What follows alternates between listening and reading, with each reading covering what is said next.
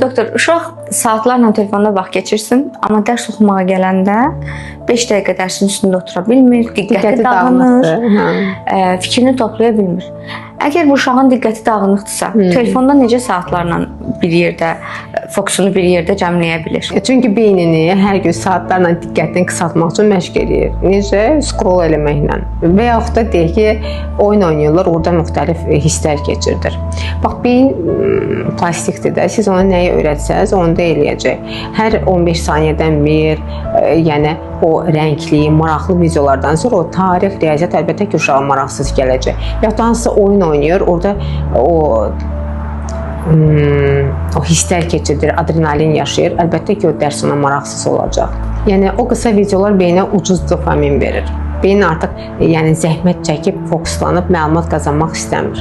Və bu normaldır da, yəni həzz dozası tələb edir.